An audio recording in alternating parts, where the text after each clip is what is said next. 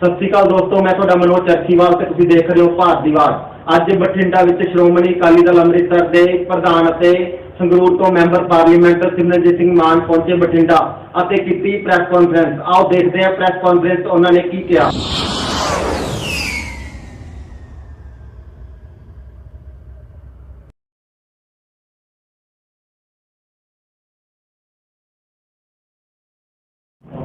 वाहिगुरू जी का खालसा वाहिगुरू जी की फतेह जी। सारी प्रेस का मैं बहुत ऋणी है जिहड़ा तुसीं सारे आए हो बहुत बहुत तुहाडे असीं ऋणी है क्यों करके जिहड़ी बठिंडे की प्रेस है बहुत पावरफुल मीडिया है। बठिंडे का प्रेस का मीडिया बहुत पावरफुल है, सारी दुनिया दे विच जांदा है। सो मैनू बहुत फख्र है कि मैं तुहाडे कोले आया अज ते तुसीं सारे इत्थे आए हो। Thank you. अज सब तो वड्डे मुद्दे ये है जी कि 1947 तो बाद पंजाब के वोटर अपने पक्ष के MLA नहीं चुन सके जिन्हां ने वजारतां पंजाब दियां बनाईयां। पंजाब के वोटर वो MLA चुनते हैं जिन्हां की वफादारी कांग्रेस नाल हुंदी है, BJP RSS नाल हुंदी है, आम पार्टी नाल हुंदी है जां बादल दल दे नाल हुंदी है। ये सारियां पार्टियां दिल्ली दे नाल चलदियां, दिल्ली के हुक्म के उत्ते चलदियां। इस करके पंजाब का कदे भी सवारिया नहीं गया। पंजाब की मिनिस्ट्री कदे अज तक नहीं बनी हैगी। अज भी आम पार्टी हैगी है, ये भी दिल्ली तो चलती है। साडे चीफ मिनिस्टर साहब की राय ना तो वजीरां की लई गई है, ना उन्होंने पोर्टफोलियोज की लई गई है, ना राज्य सभा के मैंबर्स की लई गई है। चड्डा साहब हैगे है एक्स्ट्रा कॉन्स्टिट्यूशनल अथॉरिटी जिहड़ा सारा कुछ चंडीगढ़ ते पंजाब तो चला रहे हैगे है। और साडे चीफ मिनिस्टर साहब नू सेंटर ने बिजी रखिया कि तुहाडा ब्याह होना है, ब्याह तो पहला जानकारी भी एक दूजे की होनी चाहिए है। उहदे विच भगवंत जी लगे रहे गए है जिहदे करके पंजाब दे विच उन्होंने दिलचस्पी नहीं लई जाती। एक ब्याह तो पहला कहा जाता हुंदा कोर्टशिप पीरियड। वो कोर्टशिप का मतलब हुंदा है कि जिहड़ी बीबी ते बंदे ने शादी कराउणी है वो एक दूजे की जानकारी कर लैन चंगी तरह। ते हुण 3 महीने तो उधर लगे पे है ते पंजाब नूं टाइम किहड़ा दूगा। ठीक है। सो ये भी एक कमजोरी है पंजाब की कि पंजाब के काम नहीं होए कोई भी। पानिया का मसला है, हुण पंजाब की सरकार 800 करोड़ रुपया खर्च रही है कि जिहड़ी राजस्थान की कनैल है जिहदे विचों 3 दरियावां दे पानी जांदे है, सतलुज, ब्यास ते रावी दे भरियां जांदियां। एक बूंद पंजाब की नहीं है। इन्हां 3 जिहड़े दरियावां दे पानी साडे है। रिपेरियन लॉ ते इंडियन कॉन्स्टिट्यूशन की कहती है कि जिहड़े सूबे दे विचों नदी वहिंदी है उस सूबे का उस पानी के उत्ते हक हुंदा है। ते साडे जिन्नियां भी वजारतां होईयां इस सेंटर नूं पानी दे के उहदे बारे कदे इन्हां ने मुआवजा नहीं मंगिया। जिवें राजस्थान तो साडे संत महात्मा पत्थर लियाउंदे है, उन्हां दे उत्ते टैक्स लगदा है तां पत्थर इत्थे पंजाब दे विच पहुंचदा है। फिर सानू मामला क्यों नहीं मिलता? पानी का हक पंजाब दा हैगा। ते जिहड़ी हुण आम आदमी पार्टी है इसने इलेक्शन लड़ने हैं, हरियाणे दे भी लड़ने हैं, दिल्ली दे भी लड़ने हैं। ਤੇ ਜਿੱਥੇ ਰਾਜਸਥਾਨ ਦੇ ਵੀ ਲੜਨੇ ਹੈ, ਇਹ ਕਿਵੇਂ ਕਹਿ ਸਕਦੀ ਹੈ ਕਿ ਪੰਜਾਬ ਦੇ ਪਾਣੀ ਅਸੀਂ ਰਾਜਸਥਾਨ ਜਾਂ ਹਰਿਆਣੇ ਨੂੰ ਨਹੀਂ ਜਾਣ ਦੇਣੇ? ਕਹਿ ਹੀ ਨਹੀਂ ਸਕਦੀ। ਜਿਹੜੀ ਪਾਰਟੀ ਨੇ ਉਹਨਾਂ ਸੂਬਿਆਂ ਦੇ ਵਿੱਚ ਇਲੈਕਸ਼ਨ ਲੜਨੇ ਹੈ, ਉਹ ਕਿਵੇਂ ਕਹਿ ਦੂਗੀ ਕਿ ਅਸੀਂ ਪਾਣੀ ਨਹੀਂ ਦੇਵਾਂਗੇ ਜਾਂ ਤੁਹਾਨੂੰ ਮਾਮਲਾ ਲਵਾਂਗੇ ਜਾਂ ਕੁਛ ਲਵਾਂਗੇ? ਕਹਿ ਨਹੀਂ ਸਕਦੇ ਹੈਗੇ। ਸੋ ਸਾਡੇ ਨਾਲ ਇਹ ਬਹੁਤ ਬੇਇਨਸਾਫੀ ਹੋ ਰਹੀ ਹੈ।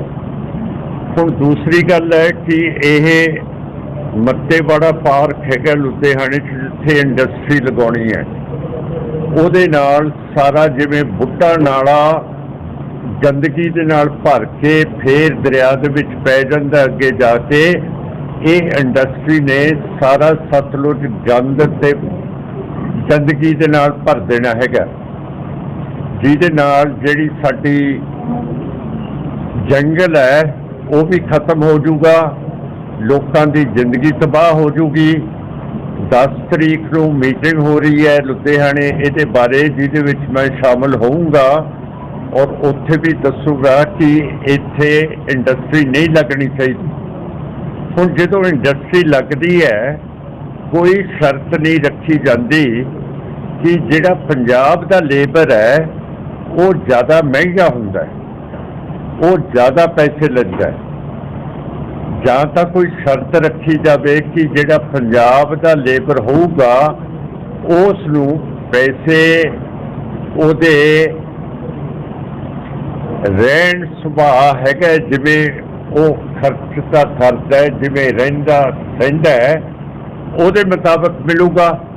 ਨਹੀਂ ਤਾਂ ਇਹ ਸਾਰੇ ਬਿਹਾਰ ਦੇ, ਇੱਧਰ ਦੇ ਯੂਪੀ ਦੇ ਬੰਦੇ ਆ ਕੇ ਭਰਤੀ ਹੋ ਜਾਂਦੇ ਹੈ ਔਰ ਪੰਜਾਬ ਦੀ ਸਾਰੀ ਵਾਤਾਵਰਨ ਖਰਾਬ ਕਰਦੇ ਹੈ।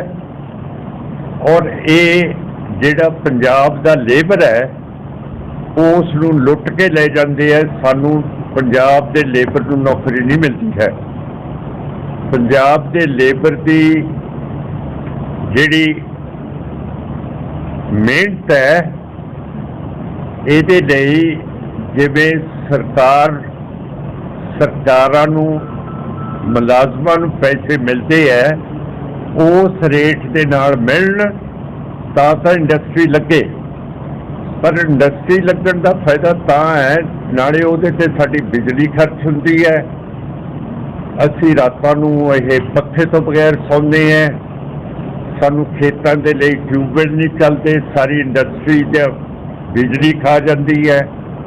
ਪੰਜਾਬ ਨੂੰ ਫਾਇਦਾ ਨਹੀਂ ਹੈ ਜਿੰਨਾ ਚਿਰ ਸਾਡੇ ਲੇਬਰ ਦੀ ਤਨਖਾਹ ਦੂਸਰੇ ਲੇਬਰ ਦੇ ਨਾਲੋਂ ਜ਼ਿਆਦਾ ਨਹੀਂ ਹੁੰਦੀ ਹੈ। ਹੁਣ ਤੁਹਾਨੂੰ ਪਤਾ ਹੈ ਕਿ ਜਦੋਂ ਬਾਦਲ ਸਾਹਿਬ ਦੀ ਪਹਿਲਾਂ ਵਜ਼ਾਰਤ ਬਣੀ ਸੀਗੀ, ਇਹਨਾਂ ਨੇ ਕਬੱਡੀ ਦੇ ਮੈਚ ਇੰਟਰਨੈਸ਼ਨਲ ਪੱਧਰ 'ਤੇ ਸ਼ੁਰੂ ਬੁਲਾਏ ਸੀਗੇ। ਉੱਥੇ ਕਬੱਡੀ ਖੇਡਣ ਦੇ ਇੰਟਰਨੈਸ਼ਨਲ ਦੀ ਗੱਲ ਕੋਈ ਨਹੀਂ ਸੀਗੀ, ਉੱਥੇ ਸੀਗੀ ਕਿ ਜਿੰਨੇ ਵੀ ਦੁਨੀਆ ਦੇ ਤਕੜੇ ਸਮਗਲਰਸ ਹੈ ਉਹ ਕਬੱਡੀ ਇੰਟਰਨੈਸ਼ਨਲ ਫੈਸਲੇ ਕਰਨ ਦੇ ਲਈ ਇੱਥੇ ਆਉਣ। ਇਸ ਤੋਂ ਬਾਅਦ ਜਦੋਂ ਉਹ ਇੱਥੇ ਆ ਗਏ, ਬਾਦਲ ਸਾਹਿਬ ਤੇ ਇਹਨਾਂ ਦੀ ਵਜ਼ਾਰਤ ਨੇ Canada, America, Europe, Japan, Australia, New Zealand ਦੇ ਵਿੱਚ ਡਰੱਗਸ ਦਾ ਜਾਲ ਫਸਾਤਾ, ਜਿਹਦੇ ਨਾਲ ਗੈਂਗਸਟਰ ਵੀ ਬਣ ਗਏ।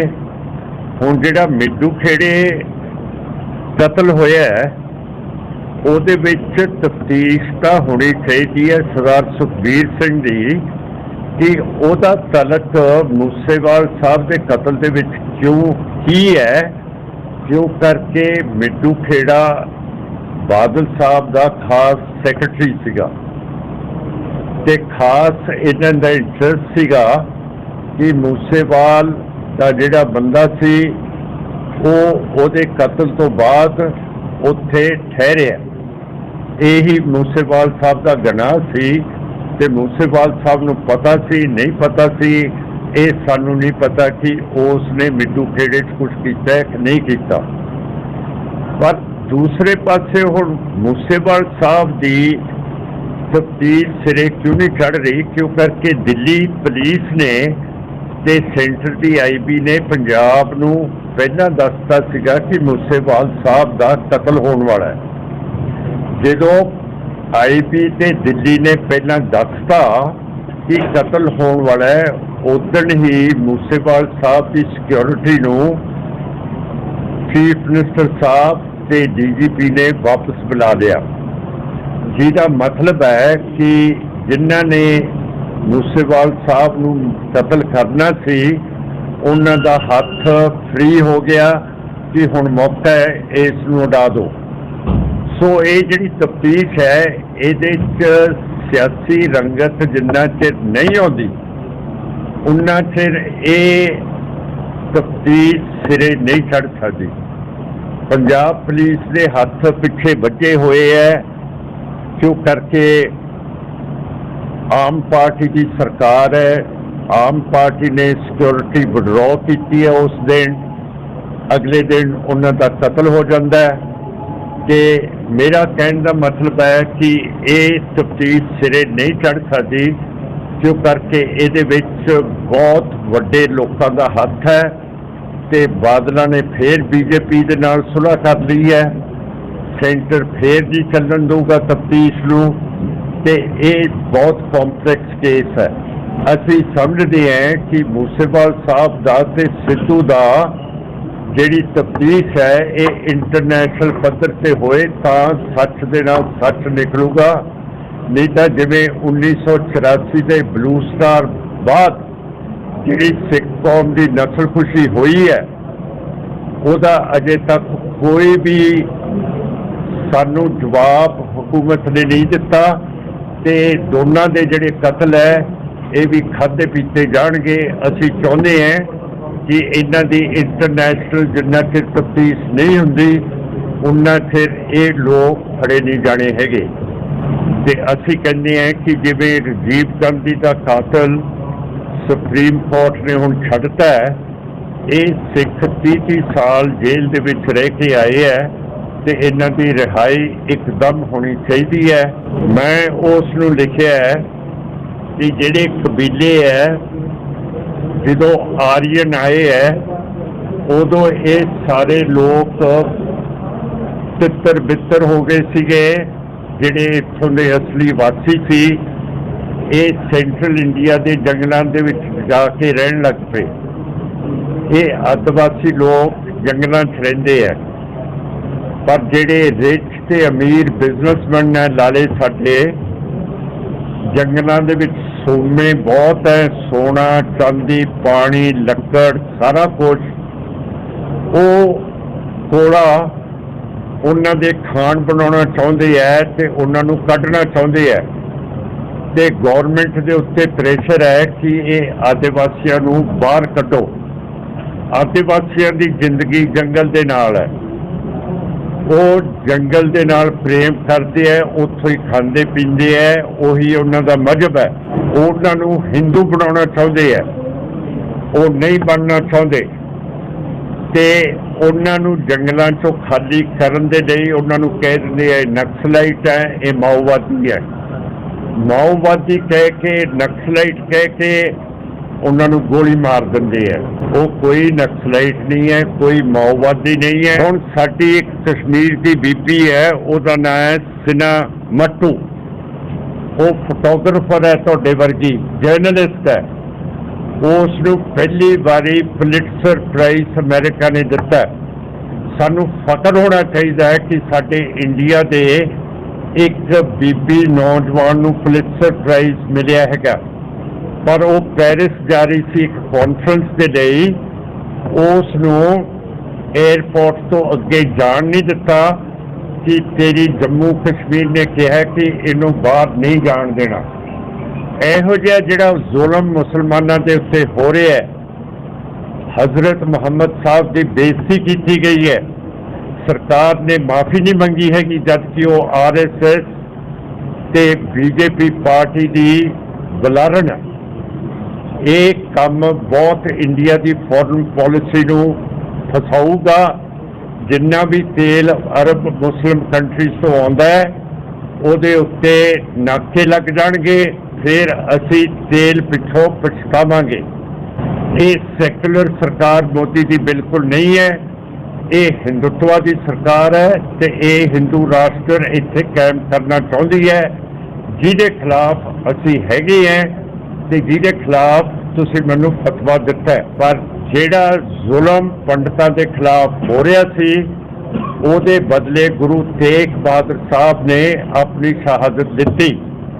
पर अज हिंदुआं दा राज है ते हुण तुसीं दसो कि हिंदुआं दा वतीरा सिखां दे नाल ओहो जिहा हैगा जिहड़ा साडे गुरुआं ने उन्हां दे लई कीता है? बिल्कुल नहीं। कि मान जीता है ये तो भिंडरा वाले की बात करता है, ये खालिस्तान पार्लियामेंट में करूगा, ਇਹੋ ਜਿਹੇ ਟੈਲੀਵਿਜ਼ਨਾਂ ਦੇ ਉੱਤੇ ਗੱਲਾਂ ਹੋ ਰਹੀ ਹੈ। ਮੈਨੂੰ ਉਹਦੀ ਕੋਈ ਪਰਵਾਹ ਨਹੀਂ, ਪਰ ਮੈਂ ਪੁੱਛਦਾ ਜਦੋਂ ਗੁਰੂਆਂ ਨੇ ਤੁਹਾਡੇ ਲਈ ਜਾਨਾਂ ਦੇਤੀਆਂ, ਤੁਹਾਡੀ ਰਿਹਾਈ ਦੇ ਲਈ ਕਹਿਤਾ ਕਿ 52 ਹਿੰਦੂ ਰਾਜਿਆਂ ਨੂੰ ਛੱਡੋ, ਤੇ ਹੁਣ ਹਿੰਦੂਆਂ ਨੂੰ ਕੀ ਹੋ ਗਿਆ ਕਿ ਸਾਡੇ ਨਾਲ ਦੁਸ਼ਮਣੀ ਪਾਈ ਹੋਈ ਹੈ। 1947 ਚ ਗਾਂਧੀ ਨਹਿਰੂ ਮੰਨ ਗਏ ਕਿ ਪੰਜਾਬ ਦੇ 2 ਹਿੱਸੇ ਕੀਤੇ ਜਾਣ, ਤੇ ਉਦੋਂ ਕਿਉਂ ਨਹੀਂ ਨਾ ਕਰ ਸਕਦੇ ਕਿ ਪੰਜਾਬ ਦੇ 2 ਹਿੱਸੇ ਨਹੀਂ ਹੋਣਗੇ। ਸੋ ਮੇਰਾ ਮਤਲਬ ਹੈ ਕਿ ਇਹ ਹਿੰਦੂ ਨੂੰ ਆਪਣਾ ਰਵੱਈਆ ਹੁਣ ਚੇਂਜ ਕਰਨਾ ਪਊਗਾ ਜੇ ਸਿੱਖਾਂ ਨੂੰ ਨਾਲ ਲੈ ਕੇ ਚੱਲਣਾ। ਜਿਹੜੀ ਵੱਧ ਗਿਣਤੀ ਹੁੰਦੀ ਹੈ ਉਹ ਘੱਟ ਗਿਣਤੀ ਨੂੰ ਨਾਲ ਲੈ ਕੇ ਚੱਲਦੀ ਹੈ। ਜੇ ਉਹ ਕਹੇ ਕਿ ਘੱਟ ਗਿਣਤੀ ਸਾਡੇ ਨਾਲ ਚੱਲੇ, ਫਿਰ ਉਹ ਘੱਟ ਗਿਣਤੀ ਰਹਿੰਦੀ ਹੋਈ ਨਹੀਂ, ਉਹ ਵੱਧ ਗਿਣਤੀ ਹੋ ਜਾਂਦੀ ਹੈ। सो आ चीज़ा मैं कहनिया सी। तुहाडा बहुत बहुत शुक्रिया, बहुत तकड़ी तुहाडी प्रेस है। तो हुण मैं इनवाइट करदा कि जे तुसीं मैनूं सवाल पुछना तो पुछ सकदे हो। वो एवं जिवें हिरण चटाला खा के ना मोढे मारन लग पैंदे है, बादल के इस तरह मोढे मार रहे हैं कि साडा नां नहीं आया, पर उन्होंने तो कराया हैगा, वो किवें बच जाणगे? ये रिपोर्ट बिल्कुल गलत दी है चीफ मिनिस्टर साहब ने, ते उन्होंने दी है जनाला साहब नूं, जिन्हों ने कोई बरगाड़ी मोर्चे दे विच दिलचस्पी नहीं लई, कुछ नहीं किया। ते ये देखो बादल का कख नहीं रहा। कैप्टन अमरिंदर सिंह ने गुटका साहब चक के सौं चक्की सी कि मैं सारे मुलजम फड़ लूँगा, नहीं किया। अज कैप्टन साहब का कख नहीं रहा। हुण आम आदमी पार्टी नूं मैं बिल्कुल वार्न करदा कि जिहड़ा तुसीं नहीं किया, इस करके तुसीं इलैक्शन संगरूर दे हारे हो, जिहड़ा कदे भी रूलिंग पार्टी बाई इलैक्शन नहीं हारती हुंदी, ते तुहाडा अंत आउण वाला हैगा। ते एक चड्डा साहब है जिहड़ा ये दिल्ली की हुकूमत तो नोटिस लैके पंजाब सरकार नूं चला रहा है, रोज कतल हो रहे हैं।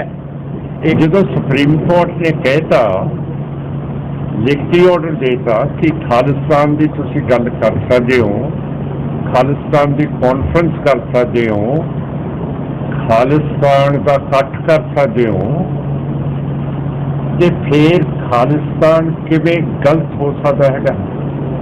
जिन्ना चेर आपां किसी नूं भड़काइए ना, किसी नूं ऐ ना कहिए कि तुसीं ऐ कर दो, गोली मार दो, बरूद मार दो, उन्ना चेर खालिस्तान की कॉन्फ्रेंस गल करना बिल्कुल जायज़ है ते आपां कर सकते हैं कॉन्स्टिट्यूशनली ते सुप्रीम कोर्ट के ऑर्डर के तहत। जे तुहाडे कोले ऑर्डर नहीं है, असीं अज तुहाडे कोले सारिआं कोले पहुंचा सकदे हां। अकाली दल इत्थे बैठा तुहाडे कोले ते 11 साल तो श्रोमणी गुरुद्वारा कमेटी के इलैक्शन नहीं होए, जिहदा ये जमहूरीयत तौर पर साडे सिखां दा हक डेमोक्रेसी तो लिया गया है। असीं इहनूं वापस करावांगे। मान साहब लाभ सिर्फ 170 पोस्टां नूं लैके डॉक्टर अंबेडकर महासंघ के पंजाब प्रधान जतिंदर सिंह मट्टू ने पंजाब सरकार घेरी है, तुसीं की कहना चाहोगे इस बारे? मट्टू साहब ने ठीक घेरी है, क्यों करके ये जिहड़े साडे गरीब आदमी हैं उन्हां दी गल कदे प्रेस कॉन्फ्रेंस च हुंदी नहीं है। ਹੁਣ ਜਿਹੜੇ ਸਾਡੇ ਰੰਗਰੇਟੇ ਸਿੱਖ ਪਿੰਡਾਂ ਦੇ ਵਿੱਚ ਰਹਿੰਦੇ ਹੈ, ਉਹਨਾਂ ਦਾ ਇੱਕ ਕਮਰਾ ਹੈ, ਉਹਦੇ ਵਿੱਚ ਮੀਆਂ ਬੀਬੀ ਸੌਂਦੇ ਹੈ, ਉਹਨਾਂ ਦੇ ਵਿੱਚ ਉਹਨਾਂ ਦਾ ਮੁੰਡਾ ਉਹਨਾਂ ਦੀ ਨੂੰਹ ਸੌਂਦੀ ਹੈ, ਜੇ ਧੀ ਤੇ ਜਵਾਈ ਆ ਜਾਏ ਉਹ ਵੀ ਉਸੇ ਕਮਰੇ 'ਚ ਸੌਂਦਾ ਹੈ। ਜਦੋਂ ਸਰਦੀ ਦੀ ਠੰਡ ਪੈ ਜੇ ਸ਼ੀਤਲ, ਫਿਰ ਉਹਨਾਂ ਦਾ ਡੰਗਰ ਬੱਚਾ ਵੀ ਉਸੇ ਕਮਰੇ ਦੇ ਵਿੱਚ ਪੈਂਦਾ ਹੈ। 75 ਸਾਲ ਹੋ ਗਏ ਇਸ ਮੁਲਕ ਨੂੰ ਆਜ਼ਾਦ ਹੋਇਆ। ਇੰਦਰਾ ਗਾਂਧੀ ਨੇ ਨਾਅਰਾ ਦਿੱਤਾ ਸੀਗਾ, ਰੋਟੀ ਕੱਪੜਾ ਮਕਾਨ। ਮੈਨੂੰ ਦੱਸੋ ਕਿ ਇਹ ਸਾਡੇ ਰੰਗਰੇਟੇ ਸਿੱਖਾਂ ਦਾ ਜੀਵਨ ਇਹੋ ਜਿਹਾ ਕਿਉਂ ਅੱਜ ਤੱਕ ਮਾੜਾ ਹੈ ਤੇ ਕਿਸੇ ਸਰਕਾਰ ਨੇ ਇੱਧਰਲੇ ਪਾਸੇ ਦੇਖਿਆ ਨਹੀਂ, ਨਾ ਕਿਸੇ ਪ੍ਰੈਸ ਨੇ ਤਫਤੀਸ਼ ਕੀਤੀ ਹੈ ਕਿ ਇਹ ਕਿਵੇਂ ਰਹਿੰਦੇ ਹੈ ਸਾਡੇ ਰੰਗਰੇਟੇ ਸਿੱਖ ਪਿੰਡਾਂ ਦੇ ਵਿੱਚ। ਇਹਦੀ ਕਹਾਣੀ ਅਜੇ ਤੱਕ ਪ੍ਰਕਾਸ਼ ਨਹੀਂ ਹੋਈ, ਕਿਉਂ ਕਰਕੇ ਇਹ ਜਿਹੜੀ ਹਕੂਮਤ ਹੈ, ਜਿਹੜੀ ਪ੍ਰੈਸ ਹੈ, ਇਹ ਬ੍ਰਾਹਮਣਵਾਦ ਦੇ ਹੱਥ ਦੇ ਵਿੱਚ ਹੈ ਤੇ ਮਾਈਨੋਰਿਟੀਜ਼ ਨੂੰ ਤੇ ਘੱਟ ਗਿਣਤੀਆਂ ਨੂੰ ਤੇ ਰੰਗਰੇਟਿਆਂ ਨੂੰ ਇਹ ਆਪਣੇ ਨਕਸ਼ੇ ਤੋਂ ਬਾਹਰ ਕੱਢ ਕੇ ਰੱਖਦੀ ਹੈ। ਤੁਸੀਂ ਹਾਊਸ 'ਚ ਜਾਓਗੇ ਕਿਉਂਕਿ ਪਹਿਲਾਂ ਜਿੱਦਾਂ ਦੱਸਦੇ ਹਾਂ ਕਿ ਆਰਕਾਈਵ 'ਚ ਪੜ੍ਹਦੇ ਹਾਂ, you will not enter the house, ਉਹ ਇਸ ਵਾਰ ਤੁਸੀਂ ਕਿੱਦਾਂ ਉਹਨੂੰ ਦੇਖੋ, ਇਹ ਮੇਰਾ ਕਸੂਰ ਨਹੀਂ। ਜਿਹੜੀ ਕੌਨਸਟੀਟਿਊਸ਼ਨ ਹੈ, ਮੇਰੀ ਸਲਵਾਰ ਕਿੱਥੇ, ਜਿਹੜੀ ਕੌਨਸਟੀਟਿਊਸ਼ਨ ਹੈ ਉਹ ਕਹਿੰਦੀ ਆ article 25 that a Sikh can wear his kirpan and carry his kirpan. Now you let me know why the majority forces of Hinduism don't carry out their constitutional duties and allow me to carry my kirpan inside the house. It's not my fault. It's the fault of the majority representatives in parliament that abuse their own constitution and disallow a Sikh to carry out his constitutional right. It's not my fault. Are you confident that they'll allow you, You know better their mind. You tell me before that and I'll follow that. You find out from the hardcore people. ਉਹਨਾਂ ਨੂੰ ਪੁੱਛੋ ਜਿਹੜੇ ਵੱਡੇ ਵੱਡੇ ਹਿੰਦੂ ਰਾਸ਼ਟਰ ਦੇ ਹੈਗੇ ਕਿ ਐਸੀ ਬਾਣ ਨੂੰ ਕਿਰਪਾਨ ਉਹਦਾ ਕੌਨਸਟੀਟਿਊਸ਼ਨਲ ਹੱਕ ਉਸ ਨੂੰ ਦਿਵਾਉਂਗੇ ਕਿ ਨਹੀਂ ਦਿਵਾਉਂਗੇ। ਮੇਰਾ ਕਸੂਰ ਨਹੀਂ ਹੈ। ਖਾਲਿਸਤਾਨ ਦੀ ਪਾਰਲੀਮੈਂਟ ਹੋ ਜਾਏ ਤੇ ਪਾਰਲੀਮੈਂਟ ਖਾਲਿਸਤਾਨ ਦੀ ਕੋਈ ਬੋਲਦੀ ਵਾਲਾ ਨਹੀਂ ਹੋਣਾ ਚਾਹੀਦਾ ਅੰਦਰ, ਜਿਹਨੇ ਸੁਨਤ ਕੀਤੀ ਉਹ ਨਹੀਂ ਅੰਦਰ ਹੋਣਾ ਚਾਹੀਦਾ। ਇਹ ਮੇਰਾ ਮਕਸਦ ਹੈ। ਇਹ ਤਾਂ ਜਾਤੀ ਹੈ। ਸਾਹਿਬ ਰਾਸ਼ਟਰਪਤੀ ਦੀ ਚੋਣ ਆ ਰਹੀ ਹੈ ਜੀ, ਉਹਦੇ ਬਾਰੇ ਕੀ ਕਹਿਣਾ ਚਾਹੀਦਾ? ਉਹਦੇ ਬਾਰੇ ਸਾਡੀ ਮੀਟਿੰਗ ਹੋਈ ਸੀਗੀ ਤੇ ਅਸੀਂ ਫੈਸਲਾ ਕਰ ਰਹੇ ਹਾਂ ਕਿ ਵੋਟ ਕਿੱਧਰ ਪਾਉਣੀ ਹੈਗੀ ਹੈ। ਤੇ ਬੰਦੀਆਂ ਦੇ ਹੱਕ ਸਭ ਤੋਂ ਪ੍ਰਮੁੱਖ ਹਨ ਕਿ ਬੰਦੀਆਂ ਨੂੰ ਛੱਡਿਆ ਜਾਵੇ, ਕਸ਼ਮੀਰੀ ਬੰਦੀਆਂ ਨੂੰ ਵੀ ਜਿਨ੍ਹਾਂ ਦੇ ਮੈਂ ਨਾਂ ਲਏ ਹੈ, ਤੇ ਜਿਹੜੇ ਸਾਡੇ ਸਿੱਖ ਬੰਦੀ ਹੈ ਉਹਨਾਂ ਨੂੰ ਵੀ ਛੱਡਿਆ ਜਾਵੇ। ਮਾਨ ਸਾਹਿਬ ਜੇ ਸਾਰਿਆਂ ਨੂੰ ਛੱਡਣ ਦੇ ਮੰਨ ਲਓ ਤੁਹਾਨੂੰ ਉਧਰੋਂ ਭਰੋਸਾ ਮਿਲਦਾ ਹੈ ਤਾਂ ਫਿਰ ਕੀ ਤੁਸੀਂ ਰਾਸ਼ਟਰਪਤੀ ਲਈ ਉਹਨਾਂ ਨੂੰ ਵੋਟ ਪਾਓਗੇ ਦ੍ਰੋਪਦੀ ਮੁਰਮੂ ਨੂੰ? ਤੁਸੀਂ ਕਿਹਾ ਸ਼ਾਇਦ, ਮੈਂ ਕਹਿੰਦਾ ਸ਼ਾਇਦ। ਮੈਨੂੰ ਬਹੁਤ ਖੁਸ਼ੀ ਹੈ ਜੀ, ਭਗਵੰਤ ਜੀ ਦਾ ਵਿਆਹ ਹੋ ਰਿਹਾ ਹੈ। ਜਿਹੜੇ ਸਾਡੇ ਸਾਬਕਾ ਚੀਫ ਮਿਨਿਸਟਰ ਰਹੇ ਹੈ ਉਹ ਵਿਆਹ ਤੋਂ ਬਗੈਰ ਵੀ ਰਹਿੰਦੇ ਰਹੇ ਹੈ ਤੇ ਇੱਕ ਚੀਫ ਮਿਨਿਸਟਰ ਸਾਹਿਬ ਨੂੰ ਇੰਨੀ ਖੂਬਸੂਰਤ MLA ਸੀਗੀ ਜਿਹਦੇ ਤੇ ਰੋਪੜ ਜਿਹੜਾ ਇਤਿਹਾਸਕ ਸ਼ਹਿਰ ਹੈ ਜਿੱਥੇ ਅੰਗਰੇਜ਼ਾਂ ਤੇ ਸਿੱਖਾਂ ਦੀ ਸੰਧੀ ਹੋਈ ਸੀਗੀ, ਰੋਪੜ ਦਾ ਨਾਂ ਤਬਦੀਲ ਕਰਕੇ ਉਹਦਾ ਨਾਂ ਰੂਪਨਗਰ ਰੱਖਤਾ। ਉਹ ਜਿਹਦੇ ਨਾਲ ਚੀਫ ਮਿਨਿਸਟਰ ਸਾਹਿਬ ਮੁਹੱਬਤ ਕਰਦੇ ਸੀਗੇ। ਹੁਣ ਜਦੋਂ ਵੀ ਤੁਸੀਂ ਰੋਪੜ ਜਾਓਗੇ, ਰੂਪਨਗਰ ਸੁਣੋਗੇ ਤੇ ਤੁਹਾਨੂੰ ਚੇਤਾ ਆ ਜੂ ਸਾਡੇ ਚੀਫ ਮਿਨਿਸਟਰ ਸਾਹਿਬ ਦਾ। ਦੂਜੇ ਚੀਫ ਮਿਨਿਸਟਰ ਸਾਹਿਬ ਉਹ ਵਿਆਹੇ ਹੋਏ, ਉਹ ਵੀ ਇੱਕ ਬੀਬੀ ਨਾਲ ਰਹਿੰਦੇ ਸੀਗੇ।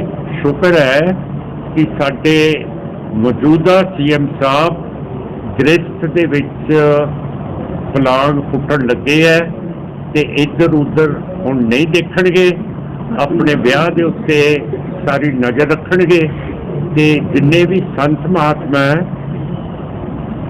ਸਿੱਖਾਂ ਦੀ ਪਰੰਪਰਾ ਹੈ, ਸਾਨੂੰ ਹੁਕਮ ਹੈ ਅਸੀਂ ਗ੍ਰਸਥ ਦੇ ਵਿੱਚ ਰਹਿਣਾ ਹੈ। ਪਰ ਸਾਡੇ ਸੰਤ ਮਹਾਤਮਾ ਵੀ ਕਈ ਹੈਗੇ ਜਿਹੜੇ ਗ੍ਰਸਥ ਦੇ ਵਿੱਚ ਨਹੀਂ ਰਹਿੰਦੇ। ਉਹਨਾਂ ਨੂੰ ਵੀ ਮੇਰੀ ਅਪੀਲ ਹੈ ਕਿ ਤੁਸੀਂ ਇੱਧਰ ਉੱਧਰ ਨਾ ਦੇਖੋ, ਤੁਸੀਂ ਵੀ ਗ੍ਰਸਥੀ ਜਿਵੇਂ ਚੀਫ ਮਿਨਿਸਟਰ ਸਾਹਿਬ ਫੇਰ ਬਣ ਰਹੇ ਹੈ ਉਸ ਤਰ੍ਹਾਂ ਬਣ ਜਾਓ। ਮਾਨ ਸਾਹਿਬ ਜੇਲ੍ਹ ਦੇ ਵਿੱਚ ਸਿੱਖ ਕੈਦੀ ਦੇ ਬਾਲ ਕੱਟੇ ਜਿਹੜਾ ਪਰਿਵਾਰ ਨੇ ਤੁਹਾਡੇ ਤੱਕ ਪਹੁੰਚ ਕੀਤੀ ਸੀ, ਤੁਸੀਂ ਅੱਜ ਐਸਐਸਪੀ ਸਾਹਿਬ ਨੇ ਬੁਲਾਇਆ ਸੀ, ਕੀ ਇਸ ਮਾਮਲੇ ਤੇ ਉਹ ਐਕਸ਼ਨ ਲੈ ਰਹੀ ਹੈ ਜੀ ਕਿ ਇਹ ਜੇਲ੍ਹ ਸੁਪਰਡੈਂਟ ਨੇ ਤਫਤੀਸ਼ ਕੀਤੀ ਹੈ, ਹੁਣ ਪੁਲਿਸ ਵੀ ਕਰੂਗੀ ਤੇ ਜਿਹੜਾ ਦੋਸ਼ੀ ਹੋਊਗਾ ਉਸ ਨੂੰ ਸਜ਼ਾ ਮਿਲੂਗੀ। ਅੱਜ ਮੈਂ ਮੌੜ ਦੀ ਵੀ ਗੱਲ ਕੀਤੀ ਹੈ ਕਿ ਬਹੁਤ ਪੁਰਾਣਾ ਕੇਸ ਹੈ ਤੇ ਐਸਐਸਪੀ ਸਾਹਿਬ ਨੇ ਮੈਨੂੰ ਦੱਸਿਆ ਕਿ 3 ਬੰਦੇ ਨਾਮਜ਼ਦ ਹੋ ਗਏ ਹੈ, ਉਹਨਾਂ ਨੂੰ ਪੀਓ ਡਿਕਲੇਅਰ ਕੀਤਾ ਗਿਆ ਹੈ, ਉਹਨਾਂ ਦੀ ਤਲਾਸ਼ ਹੋ ਰਹੀ ਹੈ ਤੇ ਅਸੀਂ ਤੁਹਾਡੇ ਕਹਿਣ ਦੇ ਉੱਤੇ ਉਹਨਾਂ ਦੀ ਤਲਾਸ਼ ਹੋਰ ਡਬਲ ਕਰ ਦਿੰਦੇ ਹੈ ਤੇ ਮੌੜ ਦਾ ਕੇਸ ਵੀ ਅਸੀਂ ਚਲਾਨ ਕਰ ਦੇਣਾ ਹੈਗਾ। ਮੌਤ ਬੰਬ ਕਾਂਡ ਦੀ ਗੱਲ ਕਰ ਰਹੇ ਹੋ? ਹਾਂ ਹਾਂਜੀ, ਬਹੁਤ ਭਿਆਨਕ ਸੀਗਾ, ਬੱਚੇ ਗਰੀਬ ਦੀਆਂ ਚੀਜ਼ਾਂ ਤੇ ਨਿਗਾਹ ਆਪਣੀ। ਹਾਂ ਮਾਨ ਸਾਹਿਬ, ਪੰਜਾਬ ਦੇ ਕਈ ਪਿੰਡਾਂ ਵਿੱਚ ਜੀ ਜ਼ਿਮੀਂਦਾਰਾਂ ਵੱਲੋਂ ਗਰੀਬ ਵਰਗ ਦੇ ਖਿਲਾਫ ਮਤੇ ਪਾਏ ਜਾਂਦੇ, ਕਿਵੇਂ ਦੇਖਦੇ ਹੋ? ਮੈਂ ਤਾਂ ਨਹੀਂ ਦੇਖਿਆ ਕੋਈ ਮਤਾ ਗਰੀਬਾਂ ਦੇ ਖਿਲਾਫ ਪਾਇਆ ਗਿਆ। ਜੇ ਪਾਇਆ ਗਿਆ ਤੇ ਉਹ ਰੱਦ ਹੋਣਾ ਚਾਹੀਦਾ। ਕਿਉਂ ਹੋਣੇ ਚਾਹੀਦੇ ਗਰੀਬਾਂ ਦੇ ਖਿਲਾਫ ਜਦੋਂ ਉਹਨਾਂ ਦੇ ਕੋਲੇ ਰਹਿਣ ਨੂੰ ਤਾਂ ਜਗ੍ਹਾ ਹੈ ਨਹੀਂ ਗੀ। ਜਿਵੇਂ ਮੈਂ ਹੁਣੇ ਤੁਹਾਨੂੰ ਦੱਸਿਆ ਕਿ ਜ਼ਿਮੀਂਦਾਰਾਂ ਦਾ ਫਰਜ਼ ਨਹੀਂ ਕਿ ਦੇਖਣਾ ਕਿ ਉਹਨਾਂ ਦੇ ਘਰ ਵੀ ਠੀਕ ਹੋਣ, ਸਾਰਾ ਕੁਝ ਹੋਣ ਤੇ ਉਹਨਾਂ ਦੀ ਨੂੰਹ ਤੇ ਮੁੰਡਾ ਵੀ ਨਾ ਵਿੱਚ ਪਵੇ ਤੇ ਜਵਾਈ ਤੇ ਧੀ ਵੀ ਨਾ ਪਏ ਤੇ ਡੰਗਰ ਬੱਚਾ ਵੀ ਨਾ ਇੱਕੇ ਕਮਰੇ 'ਚ ਪਏ। ਜਿਹੜੇ ਵੀ ਅਮੀਰ ਆਦਮੀ ਆ ਉਹਨਾਂ ਦਾ ਫਰਜ਼ ਹੁੰਦਾ ਹੈ ਕਿ ਆਪਣੇ ਗੁਆਂਢੀ ਗਰੀਬ ਦਾ ਖਿਆਲ ਰੱਖਿਆ ਕਰਨ। ਇਹ ਸਾਡੀ ਸਿੱਖੀ ਦਾ ਹੈਗਾ ਤੇ ਇਹਨਾਂ ਨੂੰ ਸਿੱਖੀ ਦੇ ਵਿੱਚ ਰਹਿ ਕੇ ਉਹ ਗਰੀਬਾਂ ਦਾ ਫਾਇਦਾ ਕਰਨਾ ਚਾਹੀਦਾ ਹੈ, ਜੋ ਕਰਕੇ ਉਹ ਗਰੀਬ ਆਦਮੀ ਕਿਸੇ ਜ਼ਿਮੀਂਦਾਰ ਦੀ ਜ਼ਮੀਨ ਨਹੀਂ ਖੋ ਰਹੇ, ਉਹ ਸ਼ਾਮਲਾਟ ਜਾਂ ਜਿਹੜੀ ਸਰਪਲਸ ਹੈ ਉਹਦੇ ਉੱਤੇ ਨਿਗਾਹ ਰੱਖ ਰਹੇ ਹੈ। ਤੇ ਜਦੋਂ ਬੋਲੀ ਹੁੰਦੀ ਹੈ ਉਦੋਂ ਵੀ ਸਾਡੇ ਜ਼ਿਮੀਂਦਾਰਾਂ ਨੂੰ ਡਮੀ ਬੋਲੀ ਨਹੀਂ ਦੇਣੀ ਚਾਹੀਦੀ ਕਿ ਇੱਕ ਰੰਗਰੇਟਾ ਸਿੱਖ ਆਪਣਾ ਖੜਾ ਕਰਕੇ ਉਹਦੇ ਤੋਂ ਬੋਲੀ ਦਵਾ ਕੇ ਤੇ ਉਹਦੇ ਤੇ ਖੇਤੀ ਆਪ ਖੁਦ ਕਰਨ। ਠੀਕ ਹੈ, ਇਹ ਸਾਡਾ ਸਿੱਖ ਦਾ ਅਸੂਲ ਹੈ ਕਿ ਉਹਨਾਂ ਨੂੰ ਤੰਗ ਨਹੀਂ ਹੋਣਾ ਚਾਹੀਦਾ। ਮੈਂ ਪਰਦਾ ਫਾਸ਼ ਕਰਤਾ ਤੁਹਾਡੇ ਸਾਹਮਣੇ ਤੋਂ ਤੇ ਇਹਦੀ ਤੁਸੀਂ ਤਫਤੀਸ਼ ਕਰੋ, ਆਰਟੀਕਲਸ ਲਿਖੋ, ਲੋਕਾਂ ਨੂੰ ਦੱਸੋ ਕਿ ਆਹ ਜੀਵਨ ਹੈ 75 ਸਾਲ ਜਦ ਤੁਸੀਂ ਕਹਿੰਦੇ ਹੋ ਸਾਨੂੰ ਆਜ਼ਾਦ ਕੀਤਾ ਗਿਆ, ਸਵਾਲ ਆਜ਼ਾਦੀ ਵੀ ਨਹੀਂ ਹੈ। ਮਾਨ ਸਾਹਿਬ, ਬੱਸਾਂ 'ਚ ਪਿੰਡਾਂ ਵਿੱਚ ਤਸਵੀਰਾਂ ਲਾਈਆਂ ਜਾਈਆਂ, ਕਿਸ ਤਰ੍ਹਾਂ ਦੇਖਦੇ? ਉਹ ਤਾਂ ਜੀ ਸਾਰਿਆਂ ਦੀਆਂ ਲਾ ਦਿੰਦੇ ਆ ਜਿਹੜੇ ਫੇਮਸ ਆਦਮੀ ਹੁੰਦੇ ਹੈ ਉਹਨਾਂ ਦੀਆਂ ਲੱਗਦੀਆਂ ਵੀ ਹੈ ਤੇ ਲੱਥਦੀਆਂ ਵੀ ਹੈ, ਦੋਨੋਂ ਪਾਸੇ ਹੁੰਦਾ।